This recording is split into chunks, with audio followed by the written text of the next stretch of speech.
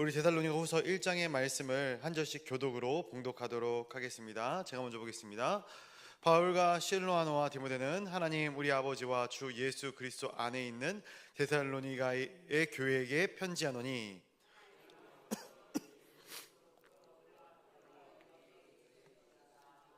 형제들아, 우리가 너희를 위하여 항상 하나님께 감사할지니 이것이 당연함은 너희의 믿음이 더욱 자라고 너희가 다 각기 서로 사랑함이 풍성함이니, 그러므로 너희가 견디고 있는 모든 박해와 환난 중에서 너희 인내와 믿음으로 말미암아 하나님의 여러 교회에서 우리가 친히 자랑하노라.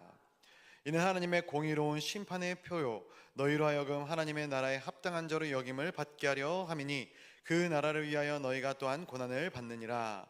너희 고난은 환난으로 갚으시고 환난을 받는 너희에게는 우리와 함께 안식으로 갚으시는 것이 하나님의 공이시니, 주 예수 그리스도께서 자기의 능력의 천사들과 함께 하늘로부터 불꽃 가운데에 나타나실 때에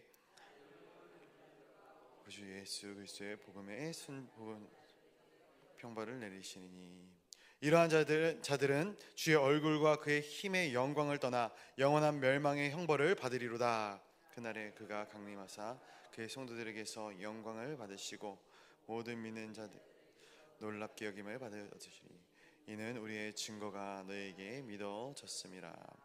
이러므로 우리도 항상 너희를 위하여 기도함은 우리 하나님이 너희를 그 부르심에 합당한 자로 여기시고 모든 선을 기뻐함과 믿음의 역사를 능력으로 이루게 하시고, 우리 하나님과 주 예수 그리스도의 은혜대로 우리 주 예수의 이름이 너희 가운데서 영광을 받으시고 너희도 그 안에서 영광을 받게 하려 함이니라. 아멘.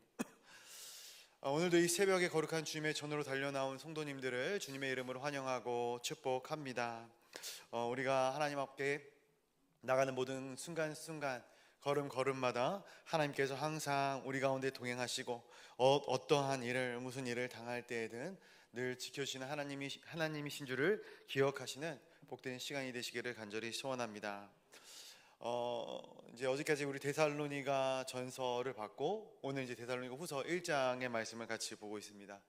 이 데살로니가 전서와 후서의 텀은 그렇게 길지가 않습니다.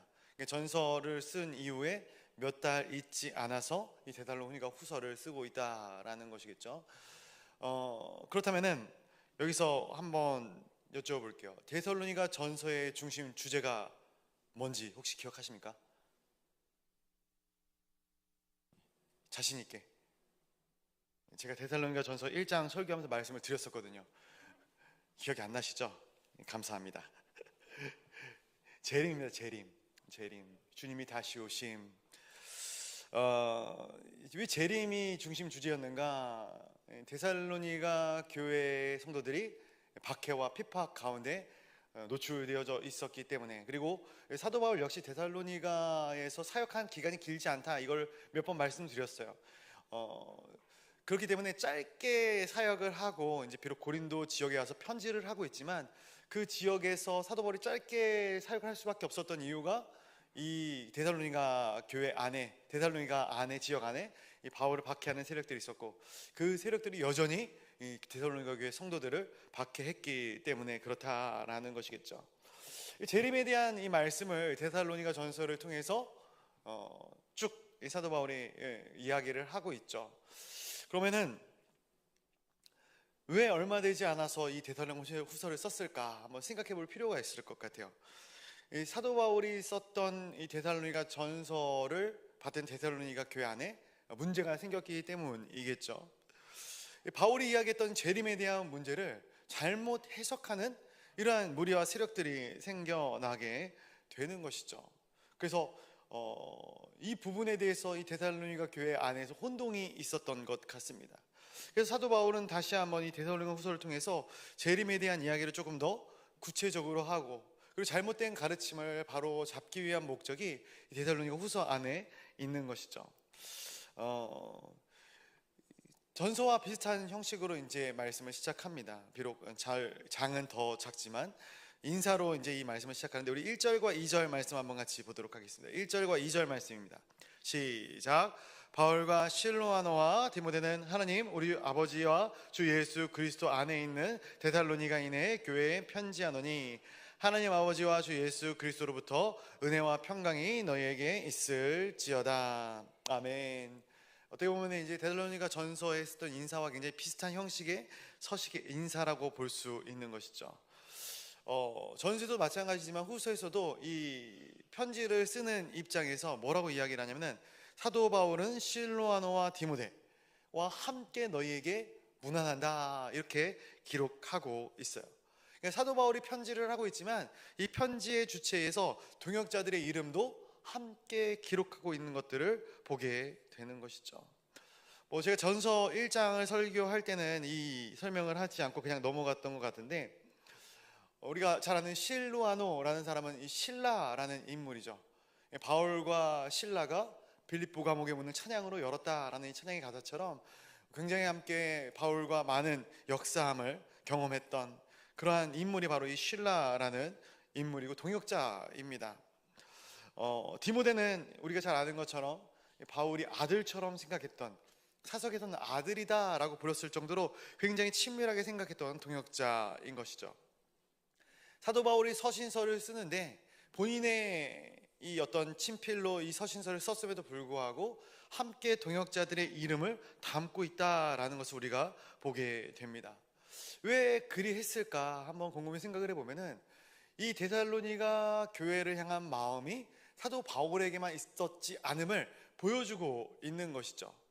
디모데도 실로아노도 데살로니가를 위하여 같이 기도하고 고민하며 진심으로 사랑하고 관심을 갖고 있었으며, 그리고 이 부분에 대해서 같이 한 마음으로 했던 이런 부분들, 그들을 향해서 품어왔던 말씀의 내용들이 이 데살로니가 전후서를 통해 담겨져 있었기 때문에 이것을 너희가 알기를 원한다라는 마음을 가지고 이 바울과 실로아노와 디모데 이름을 함께 담고 있는 것이죠. 그래서 4절 말씀에도 보면은 뭐라고 이렇게 이야기를 하냐면은 우리가 친히 자랑한다라고 기록합니다. 그러니까 바울만 너희들을 위하여 칭찬하고 자랑하는 것이 아니라 실로아노와 디모데 역시 한 마음과 한 뜻이 되어서 너희의 모든 선한 행실을 놓고 자랑한다라는 것들을 보게 되는 것입니다. 이 교회를 향한 공통된 마음이 있었다라는 것이죠. 교회에 어려운 이슈가 있으면은 어떻게 보면 이제 모든 성도들도 함께 기도합니다. 그런데 우리의 기도의 폭이 조금 더 넓어져야 될 줄로 믿습니다.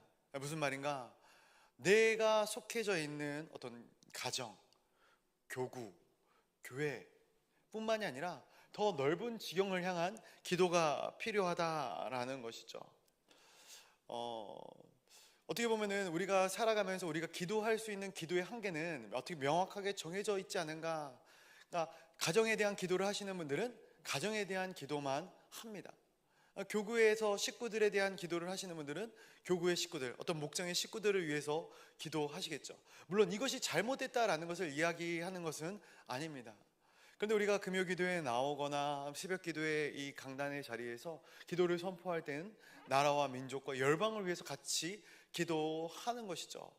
어떻게 보면 내 마음에 소중한 사람들을 위해서 기도하는 것도 중요하지만 점점 더 우리의 기도의 지경이 넓어져야 될 줄로 믿습니다. 왜냐하면은 어떻게 보면 천국 가면은 다 똑같기 때문에 그래요. 그렇죠? 천국 가면은 어느 교회에서 천국에 왔느냐, 하나님이 그거 물어보시겠습니까?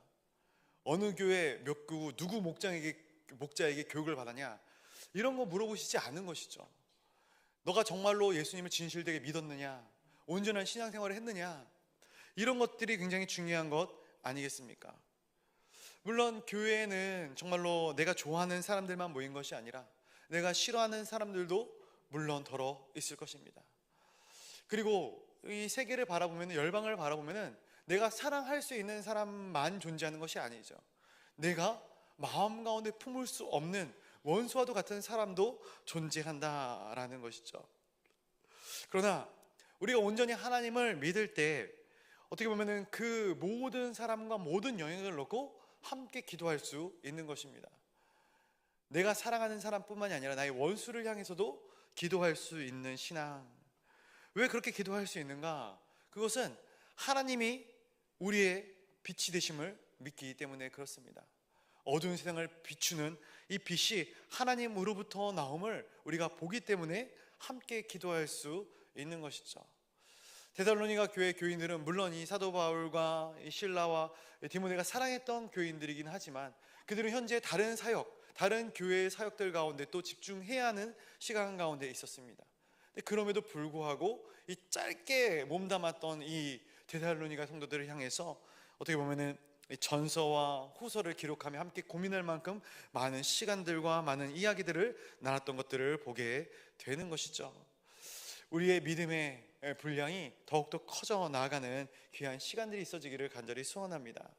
우리 3절부터 5절까지의 말씀도 한번 같이 보도록 하겠습니다. 3절부터 5절까지의 말씀입니다. 사도 바울이 이런 이유로 연유로 감사하고 있습니다. 우리 한번 같이 보겠습니다. 시작.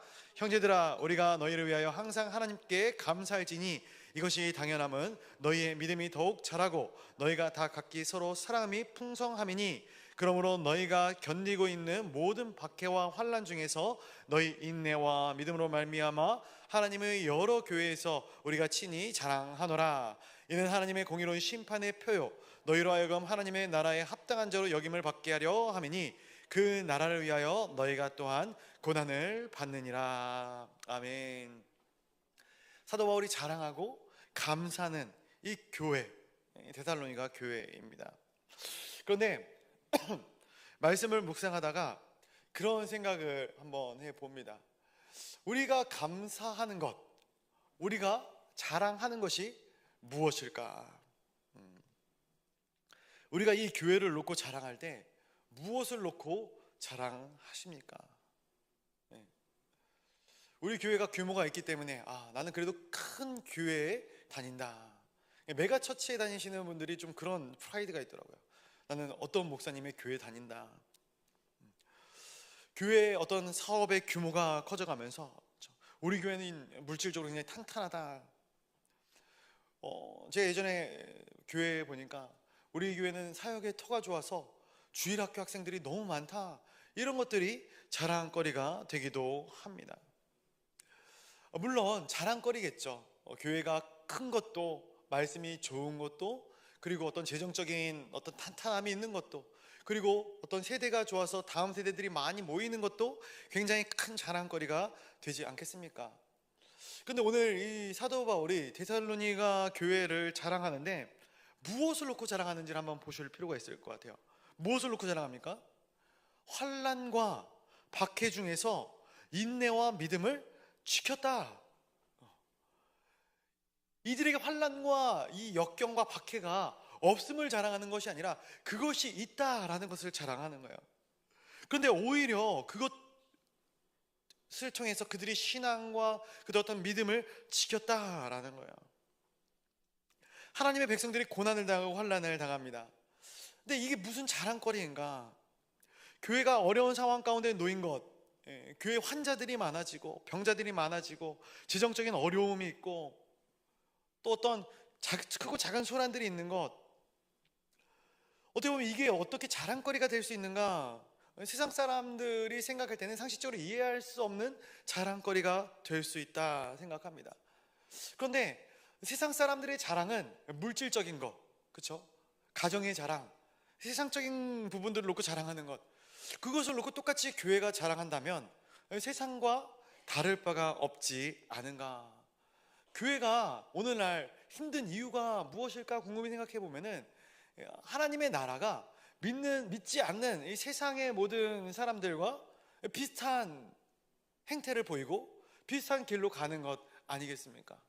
세상 사람들이 자랑하는 거 자랑하고 세상 사람들이 힘들어하는 거 똑같이 힘들어하고. 그런데 아니죠. 교회는 구별되어져야 한다라는 거예요. 사랑하는 성도 여러분, 우리는 무엇을 자랑하고 있습니까? 바울이 이야기하는 것이죠. 인내와 믿음이 하나님의 공의로운 심판의 표이자 하나님 나라에 합당한 자로 여김을 받게 하는 것이다 라고 말씀하고 있습니다. 어떻게 보면 정말로 몇 주 같이 지내지 않았던 데살로니가 성도들, 데살로니가 지역의 성도들을 향해서 이렇게 이야기할 수 있는 이 바울의 모습을 보게 되는 것이죠. 그리고 바울은 그런 데살로니가 교회 교인들의 모습을 바라볼 때, 소식을 편지로 들을 때 마음 가운데 큰 기쁨과 감사가 진심으로 넘치는 것이죠. 제가 사역을 하면서 동역자들과 함께 이야기할 때 정말로 감사하다 이런 이야기를 할 때가 몇몇 부분이 있습니다. 그럴 때가 어떨 때냐면은 어려운 문제가 해결되어졌다라는 소식을 들었을 때 감사하다 이런 표현을 쓰죠. 그런데 또 하나 더 감사한 것은 어려운 순간을 지내고 있는 성도들의 모습을 보는데, 그것을 어떻게 물질적으로 찾아가서 24시간 그들과 함께함으로 도와줄 수는 없을지라도 그들이 어려운 상황과 환경 가운데 처해져 있을 때 그 모든 상황 가운데서 하나님을 저버리지 않고 끝까지 그 어려움 속에서 신앙을 지키며 나아갈 때 큰 감사와 감동이 있는 것들을 보게 됩니다. 어떻게 보면은 정말 저 같아도 하나님의 손을 놔버릴 것 같은 그러한 어려운 환경 가운데서도 신앙을 지키고 있는 성도님들이 분명히 계시거든요. 어떻게 보면 평탄하게 신앙생활 하시는 분들은 그만큼의 감동은 죄송하지만 주지 못하는 것 같아요. 우리도 똑같이 느끼고 있는 건 아니겠습니까? 오늘 제가 함께 찬송했던 찬송가 336장의 가사가 그런 가사입니다. 환난과 핍박 중에도 성도가 그 신앙을 잃지 않고 끝까지 지켜나감. 근데 그것이 무엇이 된다? 주께서 영광을 받으실 것이다. 그 감동이 우리 안에 있는 것이죠.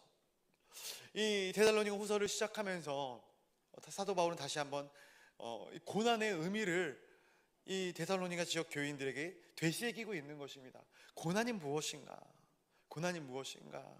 고난은 그냥 고난으로 끝나는 것이 아니다. 하나님의 영광을 나타내는 하나님의 이 표이자 심판의 표이다라고 이야기하고 있는 것입니다. 여기서 또 하나님께서 사도 바울을 통해서 이러한 말씀을 주십니다. 우리 6절부터 9절까지의 말씀 한번 같이 읽어보도록 하겠습니다. 환난과 고난에 대한 사도 바울, 하나님의 선하신 뜻을 사도 바울이 해석하고 있는 것입니다. 우리 6절부터 9절까지의 말씀 같이 보겠습니다. 시작. 너희로 환난을 받게 하는 자들에게는 환난으로 갚으시고 환난을 받는 너희에게는 우리와 함께 안식으로 갚으시는 것이 하나님의 공이시니, 주 예수께서 자기의 능력의 천사들과 함께 하늘로부터 불꽃 가운데에 나타나실 때에 하나님을 모르는 자들과 우리 주 예수 그리스도 손주 복종하지 않는 자들에게 형벌을 내리시리니, 이런 자들은 주의 얼굴과 그의 힘의 영광을 떠나 영원한 아멘. 네. 사도 바울이 고난을 자랑해야 할 이유, 데살로니가 교회의 성도들이 지금 환난과 박해 가운데 있지만 감사할 수 있는 이유가 여기 바로 있는 것이죠. 하나님께서 우리에게 환난을 받게 하는 자들에게는 환난으로 갚으실 것이다. 그리고 환난을 받는 우리에게는 안식으로 갚으실 것이다 라고 말씀해 주고 계신 것입니다. 환난을 주는 자들에게는 환난으로, 그리고 우리가 환난을 당할 때는 안식으로 갚게 하실 것이다. 이 말씀을 제가 묵상하면서 충만이라는 찬양, 우리가 잘 아는 찬양일 터인데 이 찬양이 굉장히 생각이 나더라고요.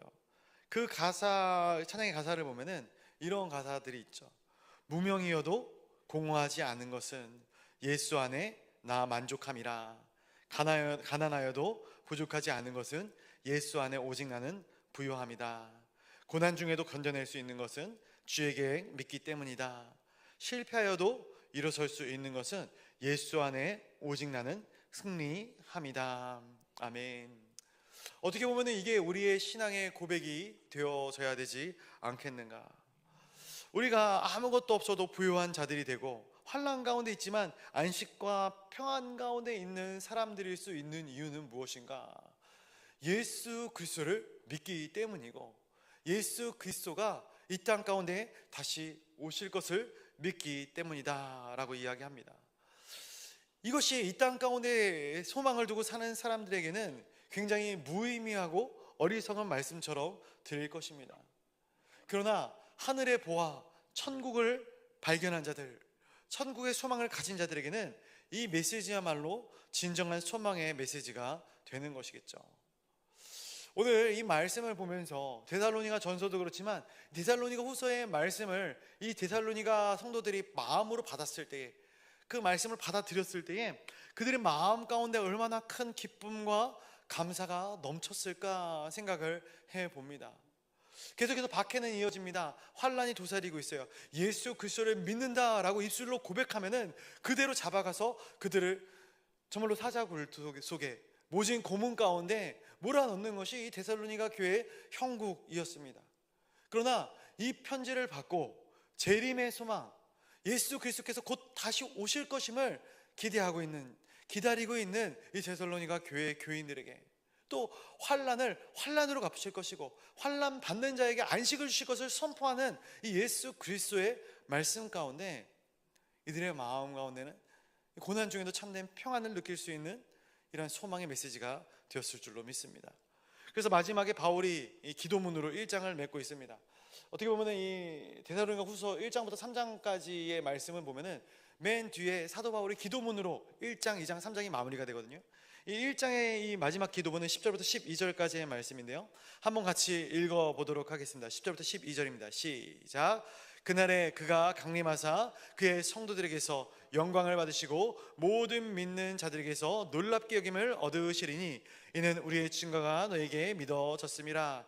이러므로 우리도 항상 너희를 위하여 기도함은 우리 하나님의 너희를 부르심에 합당한 자로 여기시고 모든 선을 기뻐함과 믿음의 역사를 능력으로 이루게 하시고 우리 하나님과 주 예수 그리스도의 은혜대로 우리 주 예수의 이름이 너희 가운데서 영광을 받으시고 너희도 그 안에서 영광을 받게 하려 함이라. 아멘. 사랑하는 성도 여러분, 말씀을 맺고자 합니다.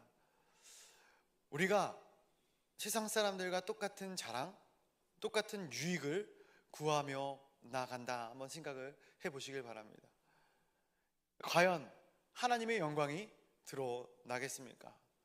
세상 사람들은 그렇게 생각하죠. 교회가 잘 돼야 하나님께 영광이 된다. 내가 잘 돼서 하나님의 영광을 나타낼 것이다. 굉장히 좀 위험의 소지가 있는 발언인 것 같습니다. 내가 잘 되면은 물론 하나님의 영광이 드러나기도 하지만 누구의 영광이 먼저 드러날까요? 내 영광이 먼저 드러나는 거예요.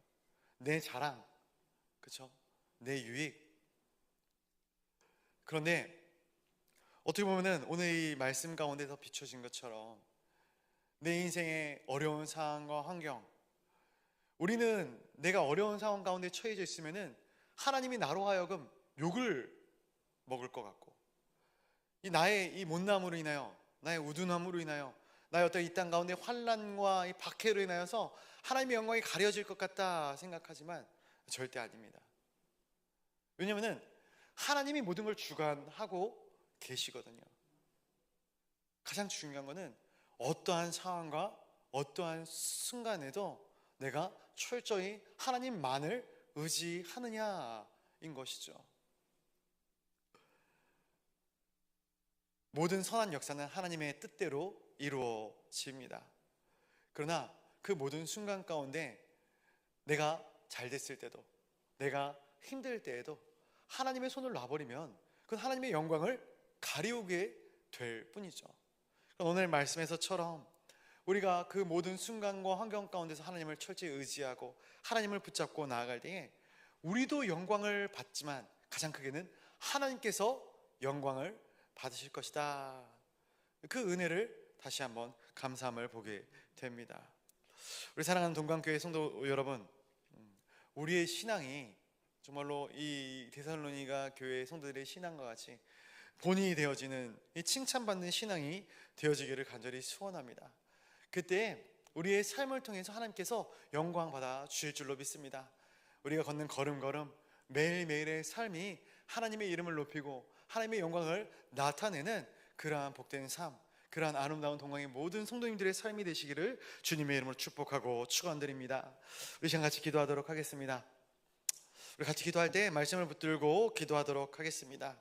우리가 이 땅 가운데 환난을 당하나 담대할 것은 주께서 이 모든 환난과 연약함 가운데서 승리하셨기 때문이고, 그래서 우리도 그 환난과 핍박 가운데 예수 그리스도를 의지할 때 내가 어려워도, 내가 힘들어도 이 모든 상황을 통해서 주님은 역전시켜 주실 것이고, 그리고 그 모든 것들을 통해서 주님께서 영광 받아 주실 줄 믿기 때문입니다. 하나님, 우리의 삶이 주님을 향한 삶, 주님을 바라는 삶, 주님과 철저히 동행하는 삶을 살아가게 하여 주시옵소서. 모든 상황 가운데서 오직 주님만을 나타내는 하나님의 복된 삶 되어지게 하시고, 특별히 우리의 기도의 지경이, 우리의 하나님의 신앙의 지경이 더욱더 넓어지는 은혜가 있게 하여 달라고 기도하도록 하겠습니다. 우리 교회를 위하여 같이 기도하도록 하겠습니다. 우리 지난주까지 해서 우리 주일학교 부서의 사역들이 다 마쳐졌고, 이제 다음 주에는 청년 1부의 국내 단기 선교와 청년 2부의 수련회가 있을 예정입니다. 이 모든 것들 준비되어지는 과정 가운데 하나님 함께하여 달라고, 또 하반기 사역이 계획 중에 있습니다. 하반기 사역들을 통해서 우리 동강의 모든 성도들이 예수 그리스도를 더욱 닮아가고 예수 그리스도를 깊이 알아가는 많은 은혜의 시간들이 있어지게 하여 달라고 기도하도록 하겠습니다. 우리 단임 목사님을 위하여 기도하도록 하겠습니다. 우리 출타 중에 계신데 그곳에서도 기도하며 교회를 위하여 기도하며 하나님의 말씀을 더욱더 아름답게 묵상하여 정말로 말씀의 아름다운 꼴을 가지고 정말로 돌아오시는 우리 담임 목사님 될 수 있도록 인도하여 달라고, 또 우리 귀한 둘째 손녀 하연이 건강을 위하여 한번 같이 기도해 주시면 감사하겠고, 우리 동강교회 환우분들이 많이 있습니다. 특별히 암으로 고생하시는 환우분들을 위해서 그 모든 시험과 환난 가운데 주님 잘 견디게 하시고 이기게 하시어 그들의 모든 삶의 모습들이 우리의 고백 가운데 감사가 되게 하시고 자랑이 되는 많은 은혜가 있게 하여 달라고 기도해 주시면 감사하겠습니다. 우리 선교사님들을 위하여 기도하시고, 또 각자가 가져오신 기도의 제목들을 놓고 기도하실 때에 우리가 마음을 다하여 뜻을 다하여 하나님께 소원하는 마음으로, 간구하는 마음으로 기도하도록 하겠습니다. 이 시간 기도할 때 우리가 주님의 이름을 한번 크게 부르짖고 전심으로 기도하며 나아가도록 하겠습니다. 주님의 이름 한번 부르짖겠습니다. 주여